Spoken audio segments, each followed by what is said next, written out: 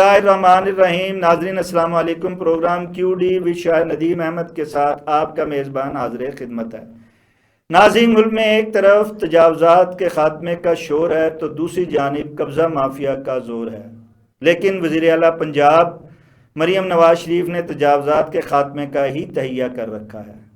اس تجاوزات کے خاتمے کی مہم کی زد میں زیادہ تر عام غریب آدمی ہی آ رہا ہے۔ یہ دیکھتے ہوئے وزیر اعلیٰ پنجاب مریم نواز شریف نے تجاوزات کے خاتمے کی مہم کی زد میں آنے والے بے روزگار افراد کی بحالی کا حکم دے دیا ہے اور متعلقہ حکام کو چھوٹے کاروبار اور ریڑھی بان کی بحالی کے لیے اقدامات کا جائزہ لینے کی ہدایت دیتے ہوئے کہا ہے کہ ٹریفک میں آسانی کے لیے تجاوزات کا خاتمہ ناگزیر ہے، لیکن عام آدمی کو بے روزگار بھی نہیں کریں گے اور ہر شہر میں انسداد تجاوزات مہم کے متاثر افراد کے لیے متبادل جگہ بھی فراہم کریں گے۔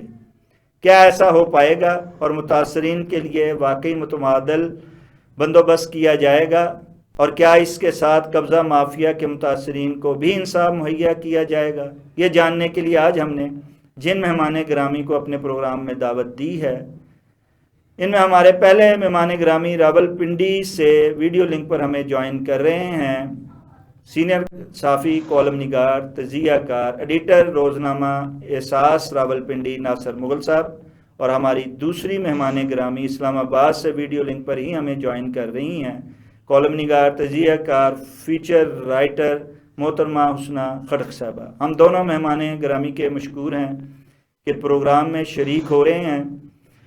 پروگرام کا آغاز ہم ایڈیٹر روزنامہ احساس راولپنڈی ناصر مغل صاحب سے ہی کرتے ہیں۔ ناصر مغل صاحب، کیا اس وقت مہنگائی، بے روزگاری اور قبضہ مافیا کے خاتمے کی بجائے تجاوزات کے خاتمے پر زور دینا عوام کو مزید مشکلات سے دوچار کرنے کے مترادف نہیں ہے؟ دیکھیں، جو شہروں کے اندر جو بازار ہیں، مارکیٹیں ہیں اور ان کی سڑکیں ہیں، ان کو شادہ رہنا چاہیے، کھلا رہنا چاہیے، صاف رہنا چاہیے، آمد و رفت کے لیے جو سہولت ہے، سہولت میسر رہنی چاہیے۔ بے روزگاری والی جو بات ہے کہ وہ تو ایک الگ ایشو ہے۔ اگر حکومت نے واقعی تجاوزات سے شہروں کو پاک کرنا ہے تو متبادل جگہ کا انتظام پہلے کیا جائے۔ اس کا کوئی پروگرام کیا ہے ان کے پاس؟ ابھی سنا ہے کہ کوئی احکامات یہ ہیں پنجاب میں کہ جو لوگ متاثر ہیں ان کو متبادل جگہ مہیا کی جائے گی۔ یہ اصولی طور پر یہ پہلے ہونا چاہیے نا۔ ٹھیک ہے، یہ تو مکھی مارنے والی بات والے انداز میں اس حکومت نے بھی تجاوزات کے ساتھ ایک سال سے مہم شروع کر رکھی ہے۔ بلی چوہے کا کھیل ہے، بیسیکلی بلی چوہے کا کھیل ہے۔ اور آپریشن تجاوزات کے خلاف آپریشن کی لائف جو ہے وہ اینٹی انکروچمنٹ جو سٹاف ہے اس کے جب اوجھل ہو جاتا ہے بس وہاں تک ہے، اس کے بعد پھر کوئی صورتحال ہو جاتی ہے۔ راولپنڈی میں کچھ بہتر لایا عمل حکومت نے اپنا کر تو راجہ بازار اور یہاں صدر میں اچھی ایک دو ماڈل انہوں نے دیے ہیں، سڑکیں کلیئر کر دی ہیں، لیکن باقی جو بازار ہیں اور مارکیٹیں ہیں بڑی بڑی، وہاں پر وہی اسی طرح روایتی انداز میں وہ آپریشن ہو رہا ہے، تو کوئی مستقل حل نظر نہیں آ رہا۔ مستقل حل تو پھر یہی ہوگا کہ کوئی آپ اس کا متبادل جگہ کا بندوبست کر دیں اور اس کے بعد امپوز کر دیں، لاگو کر دیں کہ بھائی نہیں ہو سکتا بازار میں دکان کے باہر کوئی جو ہے وہ چیز نہیں ہوگی۔ لیکن نہیں آپ سمجھتے ہیں عوام متاثر ہو رہے ہیں تو پھر نہیں آپ سمجھتے ہیں کہ یہ وقت کا تقاضا ہے، اس وقت جو حالات ہیں اس میں تجاوزات سب سے ایک نمبر پر مسئلہ ہے؟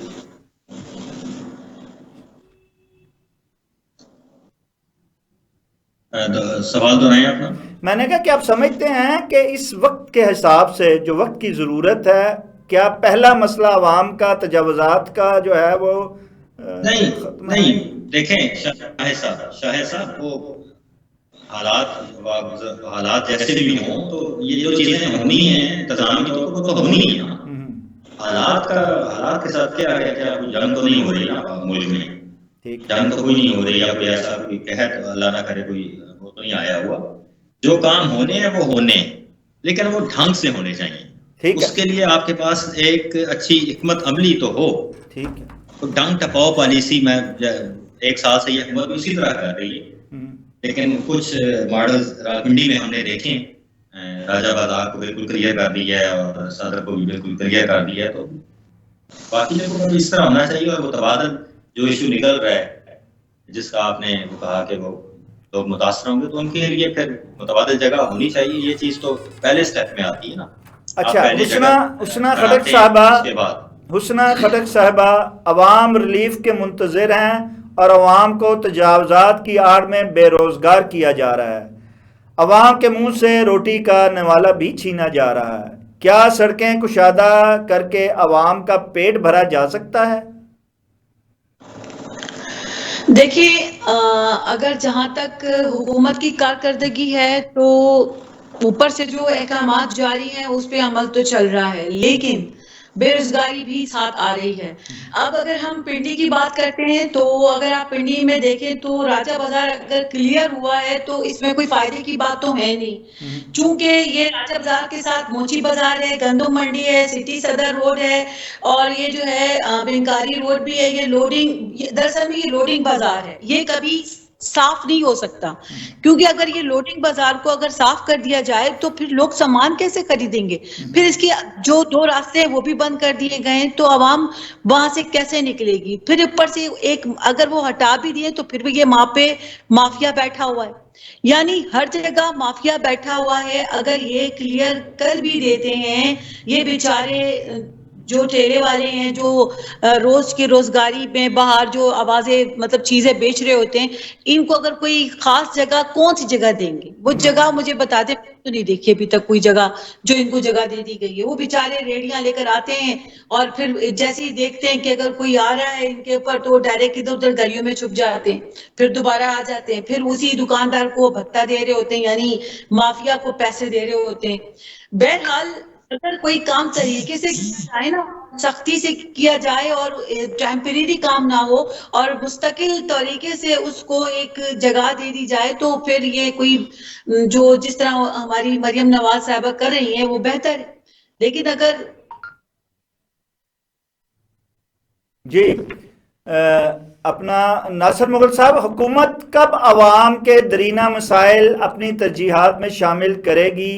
کب اپنے داموں اور وعدے پورے کرے گی؟ جی ناصر مغل صاحب. جی, حکومت اپنے وعدے ظاہر ہے کہ اس کی جو ہے وہ ایک لیگیسی بنے گی, تو حکومت کو ہر طرف دیکھنا چاہیے. جو ریلیف کی بات آپ ریلیف کی بات کر رہے ہیں, مہنگائی وغیرہ سے ریلیف کی بات آپ کر رہے ہیں, جی جی ایسا ہی ہے نا؟ جی بالکل. تو مہنگائی میں ریلیف دینے کے لیے, ہاں عوام مہنگائی میں ریلیف یہ دینے کے لیے حکومت جو ہے وہ عوام کو مہنگائی سے نجات دلانے کے لیے عوام کو ریلیف دینے کے وعدے کے ساتھ آئی تھی اور گزشتہ حکومت پر تنقید اور مود الزام ٹھہراتی تھی. آج وہ وعدے اور دعوے کہاں گئے ہیں؟ ہم پہلے بھی ایک پروگرام میں یہ بات کر چکے ہیں. تو یہ کب پورے کرے گی؟ اصل ہم اس پروگرام میں یہ پوچھ رہے ہیں کہ وہ کب پورے ہوں گے وعدے؟ یہ تو حکومت ہی جانتی ہے, لیکن بات یہ ہے کہ جب تک یوٹیلیٹی بلز کی بات ہم پہلے کر چکے ہیں کہ بجلی اور گیس کو جب تک سستا نہیں کیا جاتا آپ ریلیف نہیں دے سکتے, نہ یہ کلیم آپ کا مانا جائے گا. عوام اس وقت تک ریلیف کو محسوس نہیں کرے گی یا اس کا اعتراف نہیں کرے گی جب تک بجلی سستی نہیں ہوتی. بجلی سستی کرنے پر تو حکومت روزانہ کہہ رہی ہے, کل بھی خبر آئی تھی کہ 2 مہینے کا وہ کہہ رہے ہیں کہ 6 روپے سے کم 6 روپے اور زیادہ سے زیادہ 8 روپے تک بجلی وہ سستی کر رہے ہیں. اچھا, کیا سمجھتے نہیں ہیں مغل صاحب, کیا آپ سمجھتے نہیں ہیں کہ جب یہ اپنے وعدے اور دعوے پورے نہیں کر پاتی تو پھر یہ اس طرف آ جاتی ہے, کبھی روڈ پہ رنگ کرنا شروع کر دیتی ہے, کبھی وہ جو ہیں تجاوزات وہ اٹھوانا شروع کر دیتی ہے، ادھر ادھر کے کاموں میں لگ جاتی ہے، جو اصل کام ہے وہ کر ہی نہیں رہی ہے۔ نہیں، یہ غلط بات ہے، یہ ایسا نہیں ہے کہ تجاوزات، اگر تجاوزات کا مسئلہ نہ ہوتا تو ہم آج تجاوزات کے خلاف پروگرام کر رہے ہوتے۔ دیکھیں میڈیا کا بھی تو پھر انہوں نے دیکھیں، اول تو یہ میڈیا کا ایشو نہیں ہے، یہ انتظامی ایشو ہے۔ انہوں نے ہر انتظامی ایشو کو دیکھنا ہے، بیک وقت دیکھنا ہے، ساری چیزیں جو نگلیکٹ ہو رہی ہیں حکومت کو کرنا چاہیے۔ مطلب اس میں تو نہیں کسی نے کہا کہ جی وہ آپ چھوڑ دیں، اگر کوئی چیز چھوڑ رہی ہے حکومت تو اس کو وہ بھی دیکھنا چاہیے۔ لیکن یہ جو کام ہے، اگر یہ تجاوزات کے خلاف آپریشن حکومت نہ کر رہی ہوتی تو آج ہم اس کے خلاف پروگرام کر رہے ہوتے کہ تجاوزات کو ہٹانے کے لیے حکومت کیا کر رہی ہے۔ یہ چیزیں، ساری چیزیں جو ہیں وہ انتظامی حوالے سے جو کچھ بھی ہے ضروری ہے، وہ سب بیک وقت ہونا ضروری ہے، وہ سب چلتا ہے، سب پیرالل چلتا ہے نا، ہر چیز پیرالل چل رہی ہے، سب کچھ دیکھنا ہے۔ حکومت ہے کوئی انفرادی، وہ تو نہیں ہے کہ ایک انڈیویجول بیٹھا ہوا ہے اور وہ کہے گا کہ میں ایک وقت میں تو ایک ہی کام کر سکتا ہوں۔ جو حکومت ہے نا، اس نے تو ایک وقت میں سارے کام کرنے ہیں۔ اچھا، حکومت نے سارے کام کرنے ہیں، اور ناصر مغل صاحب کہتے ہیں کہ حکومت جو ہے وہ سارے کام جو ہے وہ ساتھ ساتھ کر رہی ہے۔ جب یہ ایک تاثر ہے تو پنجاب کی حکومت بھی دعوے دار ہے کہ مریم نواز شریف کی کارکردگی پر عوام نے مہر لگا دی ہے، اور عوام آئندہ مریم نواز کو وزیر اعظم دیکھنا چاہتے ہیں۔ کیا ایسا ہے؟ عوام آزمائے کو ہی آزمانا چاہتے ہیں اور ان کے ذریعے ہی اپنی زندگی میں تبدیلی لانا چاہتے ہیں؟ حسنہ کھڑک صاحبہ، ابھی تو مریم نواز آئی ہے، اس کو آزمانے والی وہ تو بات ہی نہیں ہے، اس بیچاری نے تو کام بھی ابھی شروع کیا ہے۔ تو آپ ان کی بات کریں جن کو آپ آزما چکے ہیں، یعنی ابھی جو پچھلی حکومت۔ مریم کو تو نہیں آزمایا، پر پورے خاندان کو تو بار بار آزما لیا ہے اس عوام نے۔ آیا ہے، معیشت مستحکم رہی ہے، ڈالر جو ہے نیچے نہیں گرا، ڈالر بھی مستحکم رہا ہے، اور حکومتیں آئی ہیں تو ڈالر جو ہے اوپر کی طرف گیا ہے، اور قرضہ بھی ہمارا مزید بڑھا ہے۔ تو آپ اس بات پر چاہے مانے یا نہ مانے، لیکن یہ حقیقت ہے کہ نواز شریف کی جب بھی حکومت آتی ہے تو ڈالر مستحکم ہوتا ہے اور قرضہ بھی نارمل رہتا ہے، اور جو دوسری حکومتیں آئی ہیں انہوں نے باقاعدہ جو ہے ڈالر کو آسمان کی بلندی تک پہنچا کر قرضے کو بھی آسمان پہاڑوں جیسا بنا دیا ہے۔ تو اب اس کو اتارنے کے لیے بھی تو وقت لگے گا نا۔ اور رہی بات مریم نواز کی، تو وہ مستقل کام ہی کر رہی ہے، اتنا بگڑا ہوا ہے، رائتہ پھیلا ہوا ہے، اس رائتے کو ٹھیک بھی تو کرنا ہے نا۔ ٹھیک ہے۔ اچھا ناصر مغل صاحب، اس ملک میں ہر دور اقتدار میں قبضہ مافیا متحرک رہا ہے، اس دور میں بھی متحرک ہے۔ اس قبضہ مافیا سے عوام کی جان کب اور کیسے چھوٹ پائے گی؟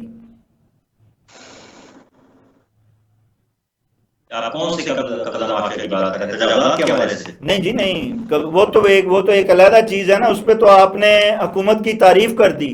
دوسری جانب جو زمینوں پر نہ صرف اوورسیز بلکہ پاکستانی جو یہاں پہ غریب کہیں انویسٹمنٹ کرتا ہے، اسکیموں میں کرتا ہے، کہیں بھی کرتا ہے، وہاں بھی قبضہ مافیا ایل ڈی اے سے لے کے اور ایکسائز تک ہر جگہ جو ہے وہ جہاں بھی سوسائٹی کوئی بنتی ہے اس پر، ان کے پلاٹوں پر قبضہ مافیا آ کے قبضہ کر لیتا ہے، اور عوام کے جو ہیں وہ پریشان حال پھر رہے ہیں۔ اوورسیز بھی یہی گلہ کرتے ہیں، پاکستانی بھی یہی گلہ کرتے ہیں۔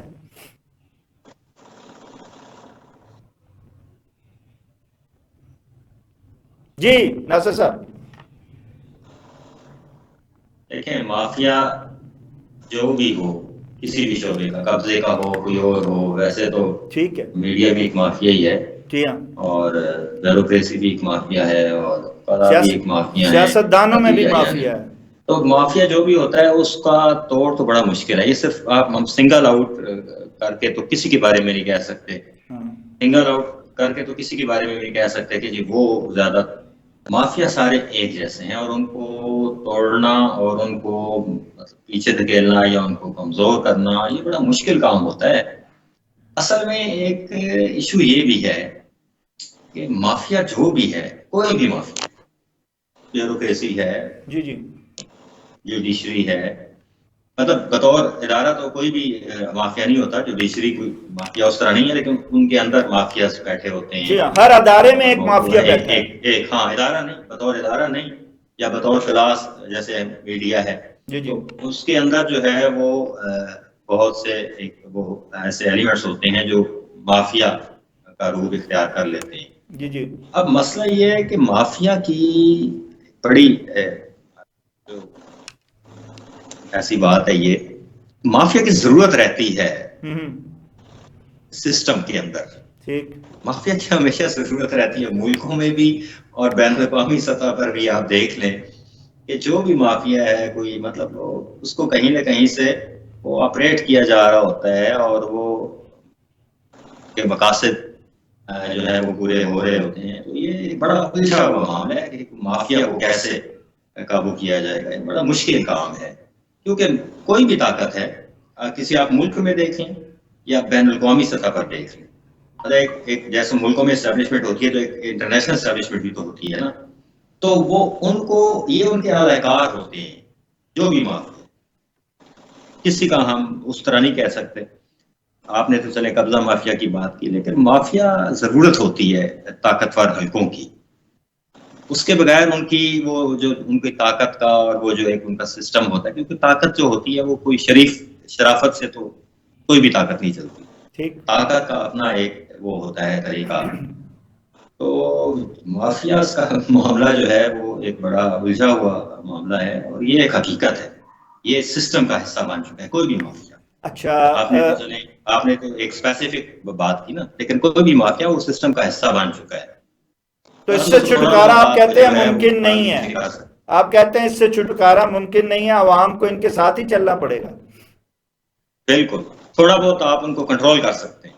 ٹھیک. حسنہ خلق صاحبہ، اس ملک میں عوام کو تحفظ دینے والے خود قبضہ مافیا سے محفوظ نہیں رہے تو عوام کو کیسے تحفظ دے پائیں گے اور بے لگام قبضہ مافیا کا خاتمہ کر پائیں گے؟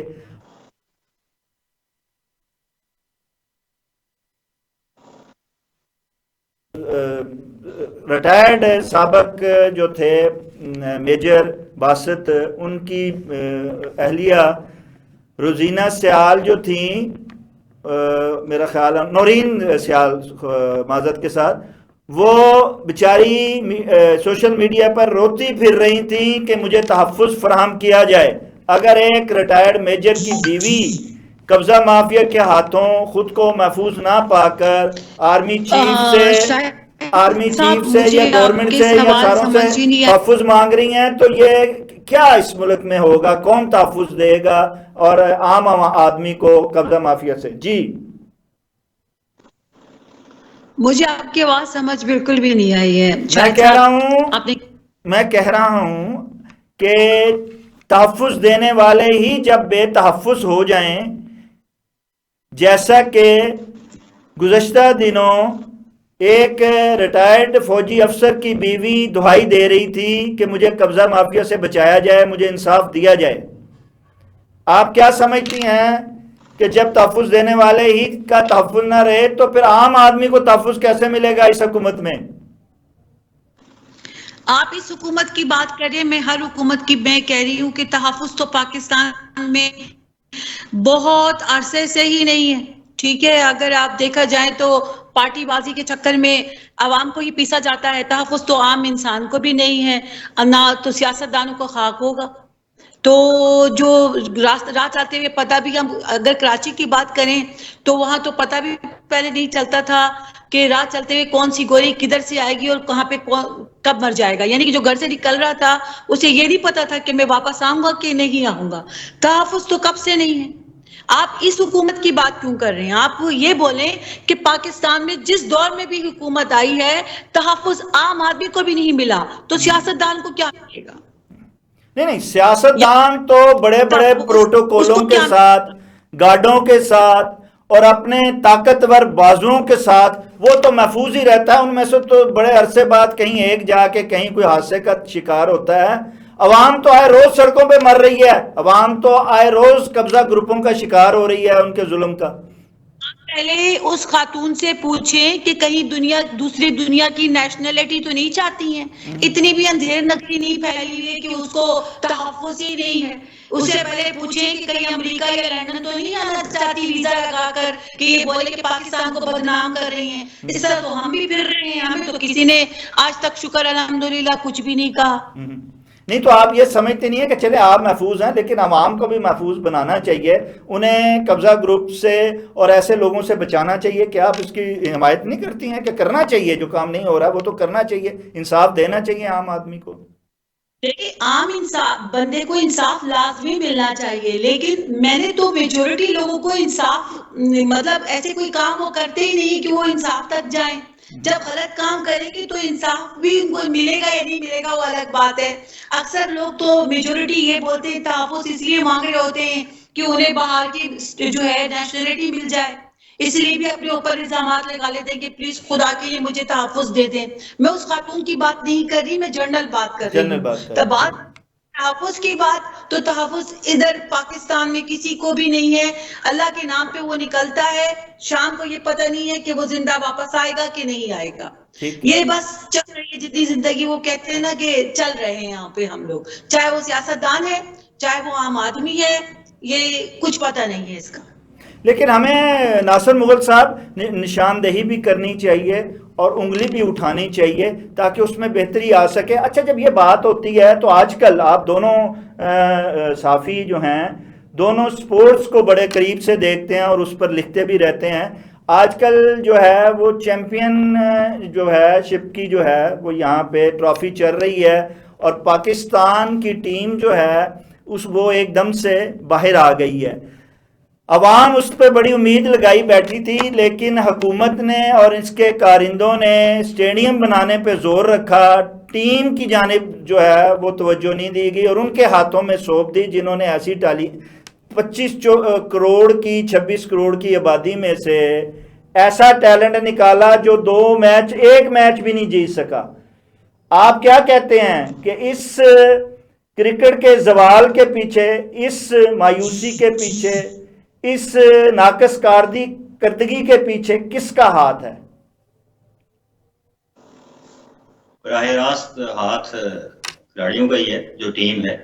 اور اس میں جو سٹارز شامل ہیں وہ سابق کپتان ہیں پاکستان کے محمد حفیظ. جب بھارت سے میچ اس دن ہارا پاکستانی ٹیم نے تو انہوں نے کہا کہ ہمیں یہ اشتہاری سٹارز نہیں چاہیے, اور جو ٹیلنٹ ہے اچھا ٹیلنٹ جو لائن اپ ہے منتظر ہے اس کو آگے لے کر آئیں. تو بنیادی ذمہ داری تو دیکھیں ٹیم ہی کی ہے نا, جو اتری ہے میدان میں اتری ہے اور بڑے بڑے اس میں نام ہیں. بیٹنگ لائن اپ آپ دیکھ لیں اور باؤلرز دیکھ لیں, اور انہوں نے کیا کارکردگی دکھائی ہے. ایسا لگ رہا تھا جیسے ان کا موڈ ہی نہیں ہے جیتنے کا. ڈاٹ بالز کھیل رہے تھے, ٹیسٹ میں بھی تھا. تو آج کل تو ٹیسٹ بھی 2-2.5 دن میں 3 دن میں وہ ہو جاتے ہیں, اتنی فاسٹ ہو گئی ہے. تو یہ پتہ نہیں کس قسم کی گیم کھیلی ہے, مجھے تو اس کی سمجھ نہیں آئی کہ وہ مایوس ہیں سارے یا کوئی گروپنگ ہے اندر یا کیا مسئلہ ہے. بک میکنگ پیچھے چل رہی ہے, اس کے بغیر بھی اسپورٹس ایونٹس تو نہیں ہوتے نا, بک میکنگ کے بغیر بھی.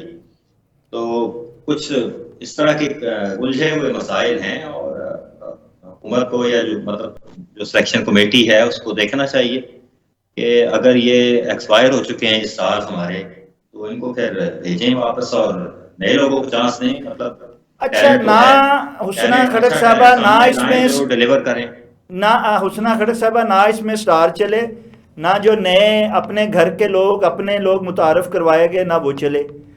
آپ سمجھتی نہیں ہیں کہ پی سی بی اور سلیکشن کمیٹی جو ہے وہ سب سے زیادہ اس کی ذمہ دار ہے, اور اس کو جو ہے وہ پوچھ گچھ ہونی چاہیے کہ اس نے اسٹیڈیم بنانے پہ ہی زور رکھا, ٹیم بنانے پہ کیوں نہیں زور دیا گیا؟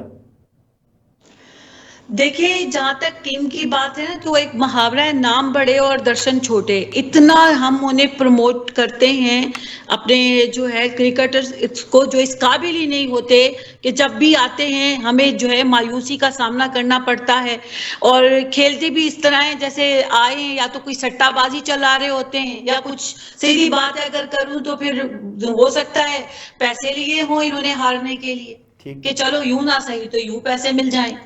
تو رہی بات اس پہ حکومت کا کوئی اور ان کا تعلق تو نہیں ہے، یہ تو کرکٹرز کا کام نہیں، ہے. آپ پھر کیپٹن کے بیان کی کرکٹ ٹیم کے کیپٹن کے بیان کی تصدیق کرتے ہیں کہ ہم ہارے نہیں، ہمیں ہروایا گیا ہے.